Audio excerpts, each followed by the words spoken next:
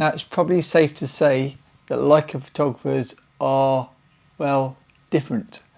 If you think of most photographers, I think if you did a poll, what is the most important thing about cameras and why do you buy a new camera?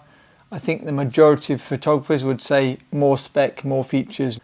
Now I did a poll where I asked, what would you prefer, more features or less features? 69% of you said you prefer less features, and so you're definitely going to enjoy this video because today I'm going to talk about the camera that I just bought. It is this M camera does here and why it suits me, someone looking for a simple setup. I don't need all the mod cons. I don't need to be able to shoot in pitch black darkness. I don't need 60 megapixels. I don't need image stabilization. I don't need autofocus. I just want a simple camera that's nice to use to allow me to hopefully get creative and take some nice photos. Following my last two videos, if you missed them, part one was I lost my M10. Part two, I talked about the camera that I was going to buy. It looked almost perfect. And then today, join me as I head into London. I'm going to go to Red Dot Camera and I'm going to I'm going to compare some different cameras, pick my favourite, and then I'll share how this camera compares to other similar Leica M cameras, and I will do a detailed blog post as well. Let's get into the video. Hey guys, Matt here from MrLeica.com. So I'll cut to the footage in London and we can take it up from there. Hey guys, I'm just heading into London today. I think I'm going to go and buy a new Leica camera. When looking for used cameras, I normally look online and it's normally things like MPB, Wex, Parks cameras or Red Dot Camera in the UK. Luckily Red Dot Camera had stuff in stock and that's the local one to me. It's like less than an hour away on the train, so I headed over to see what they had so I could do side-by-side hands-on kind of test and evaluation before deciding what to pick, because I was stuck between the camera mentioned in the last video, the Leica M262, and the camera that I'm going to end up buying that you'll see very shortly. If you've never been to Red Dot Cameras, they've got a ton of stuff and it is very much like a kid in the candy store experience, both new stock and used stock. I must admit I have bought from them a lot in the past over the years, so it was really nice to chat to Ivo and the team, and I love their neon Leica sign and I use that to test the camera that I was looking to buy. You can see the view through the camera. And it's just got such nice colours. We'll talk more about colours as we get going. This is not the latest camera, so because of that, for me, I prefer the colours. I think the colours are more Leica-like, but yeah, I will mention that as we get going into the video. These are just JPEGs out of camera with no editing, and yeah, I think they look pretty cool. So any of you Leica geeks may now know what the camera is that I bought from that bit of footage, but for any of you that don't know, or you may be less up to date on all the various different models, the camera I bought was the lesser known, maybe lesser appreciated Leica M262, which is a stripped down version of a Leica M240 with less features and roughly the same price as an M240 and roughly the same price as maybe an MP240 as well. I will compare against the MP, against the M240, against the M10 and against the M9 in various slides coming up. This is what it looks like and this is what it sounds like. I just met a fellow Leica photographer with his Leica M11, so I asked him how he liked it. This is a M11P. Yes, exactly, yeah, exactly. How do you like it? A friend of mine got M10 and this is what inspired me basically. I've checked, like, friend of mine got like 240 or 246 and then I've checked like M10 is brilliant camera, and then it's like, okay, I will sell my kidney and get an M11 basically. So I think the Leica M11P in black would be the ultimate camera, and then I'd just use it at say maybe 18 or 36 megapixels. That would be the ultimate goal when the prices come down. If you're like a nut like me and you enjoy both the film cameras, the Leica cameras and the lenses, I'd highly recommend getting yourself the Leica Pocketbook. This includes all lenses and all cameras, both film and digital, and it's something I probably should have picked up years ago, but I took the opportunity while I was in Red Dot. No, please. It gives you the performance charts as well for the optics. Okay, and when you go to cameras, some of it will have, if you've got it, or maybe more, you get like variations. So it's telling people, you can get a 1F, blah blah blah, but there's it probably tells you it's a black dial or a red dot. So you've even got that little bit of data. And at the back are all the serial numbers to the years of productions. Okay, after that quick introduction, let's learn now a bit more about this camera compared to other cameras. Trying to find a quiet corner in London is impossible. Okay, so the question is, why did I go for the 262 instead of the MP240? If you've not yet seen the part 2 of the mini series of Leica M cameras, I'll link it below and I'd recommend watching that before continuing with this video. In the last video, I mentioned why the Leica MP240 is almost perfect for everything I wanted, except it was black paint and I didn't want the black paint to chip off to the extent that most of them seem to, leaving the brassing effect. If you love brassing, you'll absolutely love it. Now, comparing the MP240, which is in silver here, to the 262, which is the black camera, you can see there are a few differences. The MP's got the Leica script on the top plate and no red dot, and it's also got video where there's no video on the M262. The M262 has got no frame selector switch on the front, whereas the MP has. If you see on the silver, you can just about see it behind the black camera. There's the microphone ports, which are absent on the 262 because you don't need it because there's no video. If you look on the back of both cameras, you'll see more subtle differences if you look carefully. When I remove the hot shoe cover from the MP240, which is the same as the 240, you can see it's got the EVF connection slot. Now this is absent on the 262, which is a good thing for the 262 because it means it's more weather sealed because you don't have the microphone ports on the back and the top, and you don't have the EVF hole on the top of the back of the camera as just shown. The other subtle difference is the live view button on the MP and no live view button on the 262, and that's replaced with a white balance button. All the differences I'm telling you is the same for the 240 as well as the MP, to the most part, in terms of the major differences compared to the 262, apart from the script and the red dot bit. I absolutely love the MP look with the script top, but I wanted a more wearable camera. So in summary, the MP's got the script, no red dot. It does have live view, it's got the sapphire glass frame selector switch, and it will brass if you get the black paint. The 262 is more weatherproof, it's got a longer battery life because of no live view, and it's also lighter.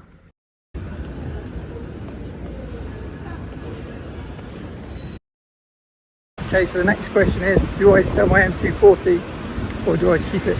For a black camera, so I'll probably sell the silver M240 and then use the money towards the M262 that I've just got. What are the benefits of the 262 compared to the M240 and vice versa? Why would you get an M240 instead of a 262? For completeness, here is my new M262, or new to me 262, compared to the silver M240, which is my existing Leica M camera. If you saw the previous two videos, I wanted a black camera, which is why I'm purchasing this. Now the big advantage of the M240 and the MP240 is, as mentioned, you can attach an EVF. Now this has so many benefits. You can accurately focus any lens, and that can be rangefinder coupled lenses or even non-rangefinder coupled lenses, such as a Nikon F mount adapted to Leica M mount. You can also use the live view for wide lenses, so with the rangefinder camera you've only got frame lines from 28mm to 135mm, but with live view you've got the option of shooting with, say, a 50mm or a 21mm all the way up to, say, 200mm if you want to, and you can also focus closer than 0.7 meters if you're using, say, some of the modern lenses which may focus to, say, 0.5 meters or, say, 0.3 meters on the new Leica 35 f2 Apo. So because you don't have an EVF, you have to basically treat the 262 like a film camera, a Leica M film camera. That means if you're using a wide lens, you need to use an optical viewfinder on the hot shoe to be able to compose wider than 28mm or, say, wider than 25. I'll just use the full viewfinder for 25mm if I'm using a 25mm lens. Now the problem with, say, the Leica M8, the Leica M9 and film cameras is if you're using ultra fast lenses such as the Noctilux, your lens and camera combinations need to be really well calibrated to make sure you can nail focus with the lenses wide open. Even if the cameras are calibrated, sometimes if you've not got 20/20 vision, you still can't see to focus. For that reason, I use these 1.4 viewfinder magnifiers. I used to use the Leica viewfinder magnifier, and now I use the I guess, improved Light Lens Lab diopter / magnifier combo unit. So this is a variable viewfinder diopter, and it means it's much easier to focus 50mm or longer lenses. To check out any of my previous 450 plus videos, just search Mr. Leica dash and then the name of the lens, the name of the camera, or in this case Light Lens Lab diopter viewfinder, something like that. It will come up. So in summary, the 262 is more weatherproof, it's got longer battery life, it's lighter, it's got a nicer shutter, and it doesn't brass on the top plate. I'd recommend a Leica M240 for most people because it gives you the live view and EVF option. Okay, so what's going to happen with my M10? If I like my M262 so much, I may end up selling my M10, but obviously the M10's got lots of benefits, so let's cover the benefits of the M10 versus the 262 next. Benefits of the M262: it's lighter, and it's actually noticeably lighter. The battery life is so much better, it's cheaper, it's got the nicer Leica colours, and it's just simple. Now, for most people, I'd probably recommend an M10, especially if this is your only camera, because it's got way more features. It's got a better high usable high ISO of 6400. It's got a quieter shutter, especially if you get the P version. It's slimmer, the similar shape to a Leica M film camera. It's got live view and the EVF option, and this is faster with less lag than the M240 models. It's got the nice ISO dial on the top plate, so you don't have to dig into the menus, and it's got the larger, more magnified viewfinder of 0.73 versus 0.68. Okay, so what are the benefits of the M262 versus the M9? Let's cover that next. Now, for rangefinder purists, you might actually like the 262 because it's almost like an M9 with a 24 megapixel CMOS sensor instead of the 18 megapixel CCD sensor, which was susceptible to corrosion. Benefits of the 262: better high ISO, longer battery life, quieter shutter, no corrosion, and higher res LCD, whereas the M9 basically gives you those M9 colours. Okay, so the big question, should you upgrade to an M262? Let's cover that next. For most photographer generalists, I would not recommend the 262. It doesn't have the live view and EVF option, which means you can't use lots of lenses, and it's got the poor high ISO. Just simple things like composing via the live view on the LCD is no longer possible because you just don't have live view. Now, on a plus point, this gives you a pure rangefinder experience where the battery pretty much lasts for days. It's lighter than most of the Leica M cameras, and it's an absolute joy to use. It sounds amazing, and the colours are beautiful out of camera. I shot this camera for a whole day and shot nearly 700 pictures, and the battery still shows 100%. I'm not sure if that's quite right, but it lasted all day and it's still going. Here you can see the weight is about 602 grams with an SD card in, and it's noticeably lighter than my 240. And also, because of the lack of ports and things, it's now more weather sealed than my 240. As you can see here, I was shooting it in the rain on that model shoot just there. And did I mention the shutter sound?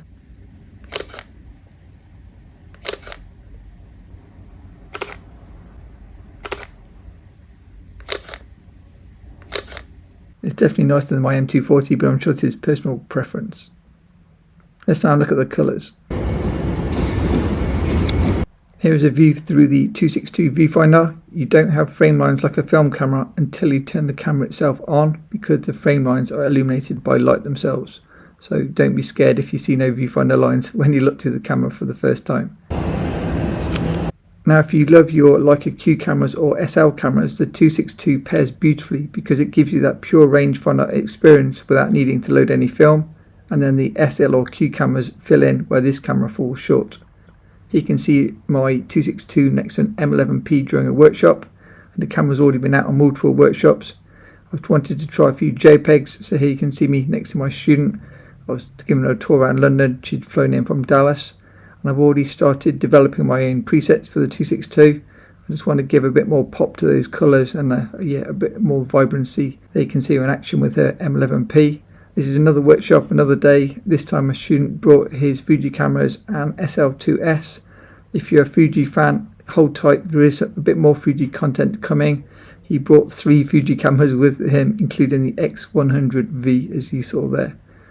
I'm also going to do a video using the 262 with fast lenses for model shoots, so stay tuned for that. Hit subscribe if you like that kind of thing, and the model ebook is coming soon. case, it's nearly time for me to get my train, so thanks for watching, hope you found it useful. If you've got any questions about the different models, let me know in the comments. I will do a full, very detailed blog on mrleica.com comparing all the Leica M cameras from M8, M9 all the way through to the M11. If you're a Leica M shooter, check out my 41 tips to get more from your Leica M camera next. And as always, a huge thanks to my amazing patrons.